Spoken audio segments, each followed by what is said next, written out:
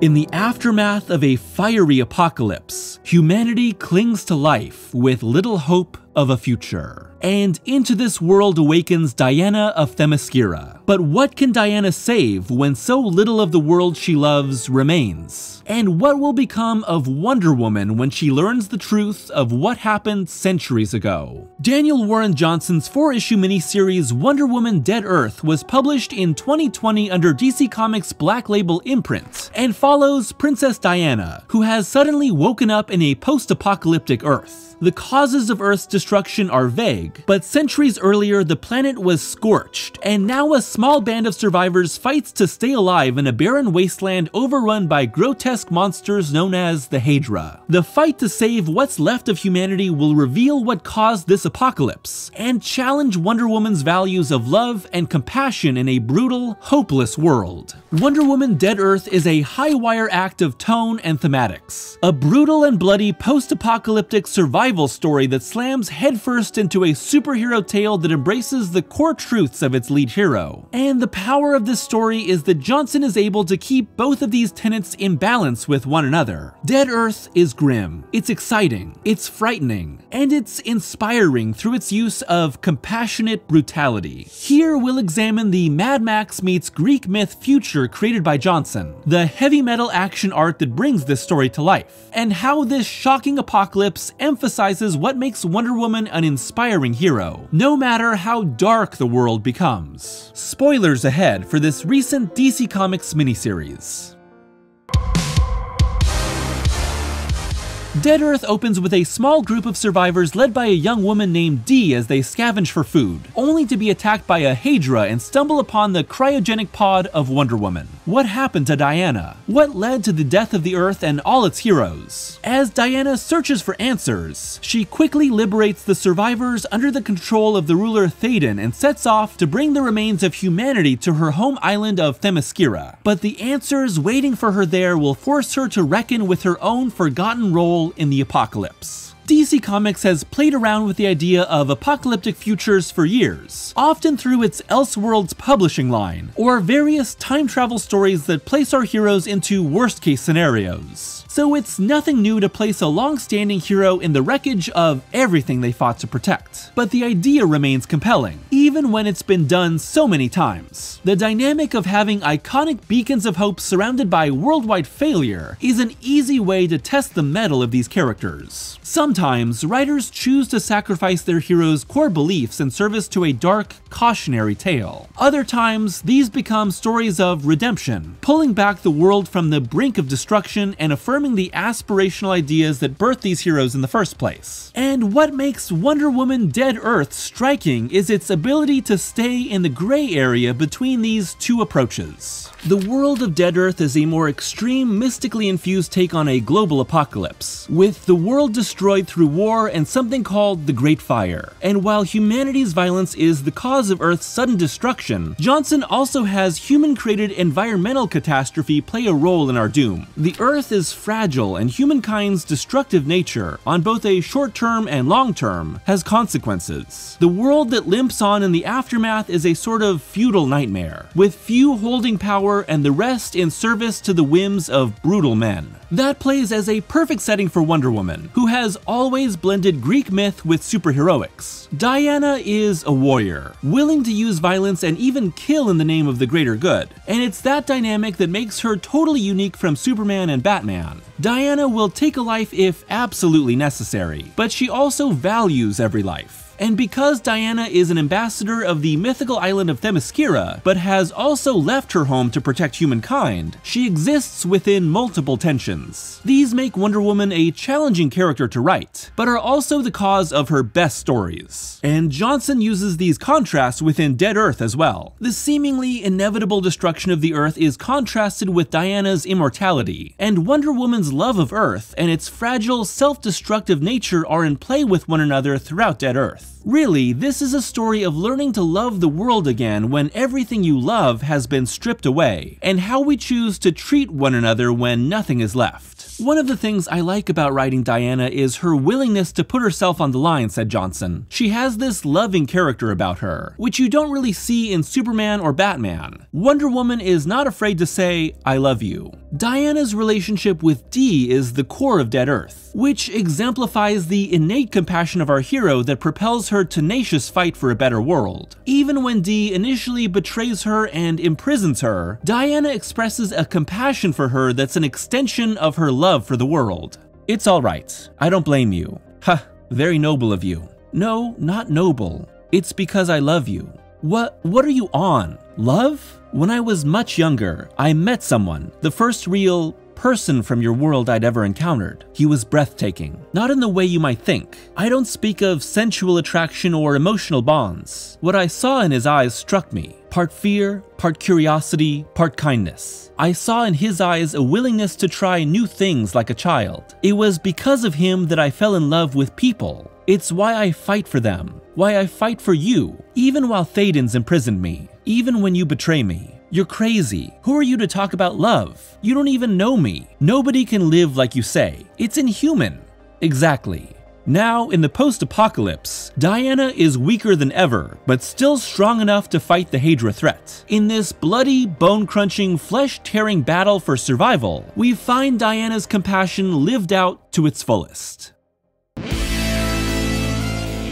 As an illustrator, Daniel Warren Johnson's art is instantly recognizable thanks to his extremely kinetic sense of action and scratchy characters. Everything is in constant motion and every character feels wounded and ragged, even when nothing has happened to them. In Johnson's hands, each person is seen through a different lens of beauty that removes any sexualization and instead creates a vulnerable humanity. Books like Extremity and especially Murder Falcon show Johnson's love of heavy metal music and the genre's influence on his own art, both through the subject matter of songs and the wild covers of so many albums. Johnson also clearly loves fantasy action, with most of his books dealing in swords, axes, bows, and magic. In Johnson's hands, action is all about speed and agility. To bring that sense of speed to life, the countless scratchy lines that make up character forms fly off them as movement distorts body proportions. Instead of remaining in a static form that would come with a realism approach, the lines elongate and rip apart for a more brutal, physically impactful manner of violence. And this distortion applies to his use of sound effects as well, which are rendered in a sketchy manner that makes them feel like an organic production of the action happening on the page. Johnson combines these with his sense of motion to fill the pages with streaking, screaming slices, punches, and kicks that don't flow through the panel but instead slice it to ribbons. The action here is consistently intense, filled with severed limbs, ripped throats, and lopped heads. You know I love a good head lop, but it makes you cheer even as you're struck by the brutality. Colorist Mike Spicer, frequent collaborator with Johnson, brings a vibrant color palette to the apocalyptic Earth. The Hydra are all manner of otherworldly reds, greens, and purples, and everything from the glowing orange battles to the icy desolation of the Fortress of Solitude are given a boldness that suits Johnson's kinetic work. And the ragged, worn-out nature of the world is also translated through Russ Wooten's lettering, showcasing all the desperation, woundedness, and rage of the characters here. Because of Black Label's extra wide pages and larger per-issue page count, these images are given more time to breathe and let the creative team explore the world they've created. Of course, no mention of Black Label can go without discussing that what was once meant to be an adult-oriented line of outside continuity stories to replace Vertigo has seemingly lost most direction due to DC Comics' continual editorial shakeups, and has become a sticker to slap on old prestige comics. A sudden dilution of branding and line-wide direction at DC? No way! But Dead Earth is a perfect example of the freedom that was supposed to be encouraged by this line. As for the characters themselves, Johnson prefers people in some form of ragged disrepair and chooses stories to suit the aesthetic.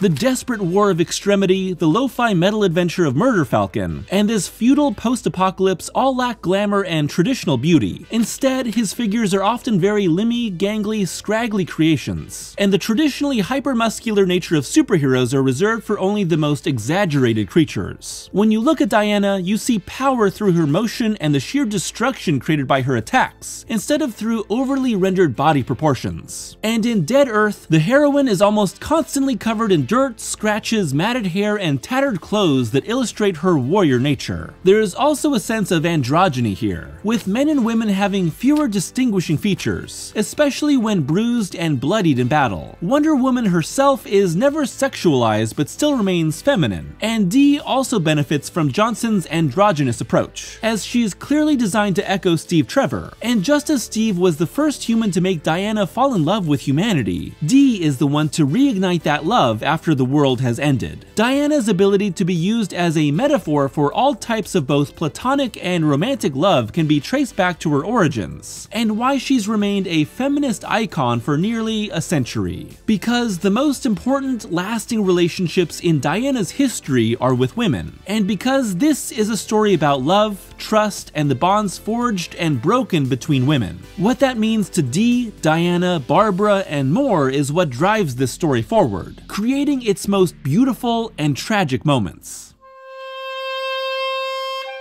Who is Wonder Woman in a world that continues to live out the exact reasons why the Amazons separated themselves? That's not just a question posed in Dead Earth, but a question that every writer has to grapple with when writing Wonder Woman, and it's possibly why DC Comics has had such a difficult time finding consistent success with the character. There have been plenty of great Wonder Woman runs over the years, but the Amazons comics are inconsistent and constantly reworking Diana's origins and mission to the world. Diana has had many different origins over the years, but Johnson chooses to use the story that Wonder Woman was shaped out of clay by her mother while adding a new layer, that her mother stole blood from all the gods and mixed it with the clay to give her daughter unimaginable power. And it's clear that Hippolyta made her daughter like this to be strong enough to never be harmed by the world. Yet Johnson uses this origin to add a layer of strength and tragedy to Diana that her mother could never anticipate. Because Diana is made from the earth, she is forever linked to the world, even when it's rejected by Hippolyta. And in being given incredible power, she is strong enough to make that world fragile. Johnson places Wonder Woman in the worst possible future to test the character's beliefs, and the most shocking reveal comes in Diana regaining her memories and remembering how the world fell. Humanity's continued environmental destruction caused the Amazons to go to war with the world, sparking global conflict and a nuclear attack that transformed the Amazons into the vicious Hydra now trying to kill the remnants of humankind. But worst of all, it was Diana's brutal fight with Superman, the result of Wonder Woman removing the gauntlets that held back much of her incredible power, that destroyed the world, igniting the air and exploding the earth with the sheer power of their battle. Now, it's not only humanity that Diana must question her trust in, but herself, who has become the cause of her own worst nightmare. The four main women of Dead Earth have each been deeply wounded by the world, and each must decide how to live their lives in the aftermath.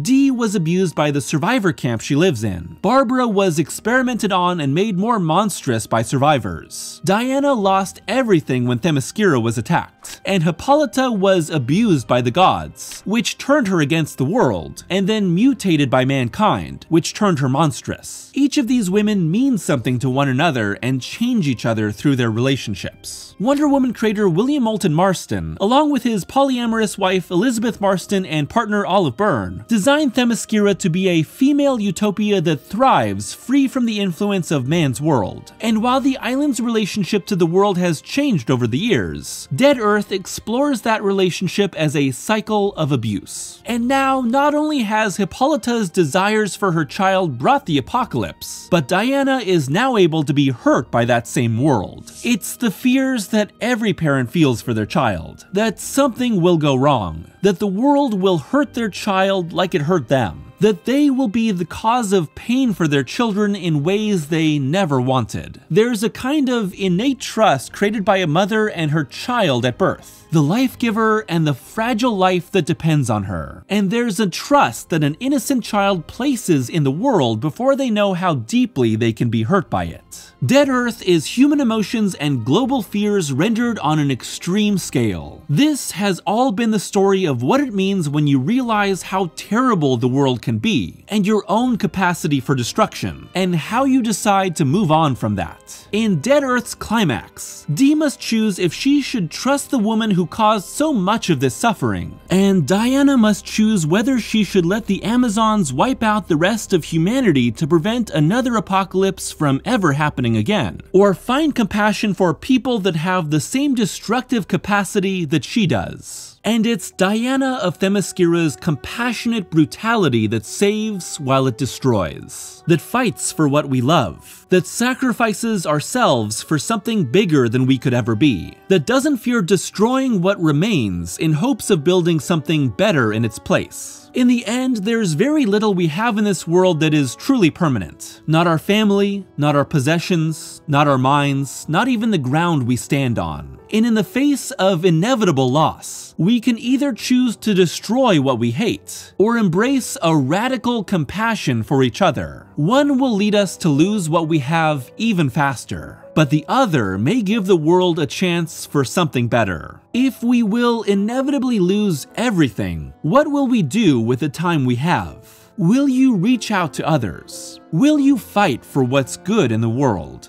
D, will you join me? Will you help me revive this dead Earth?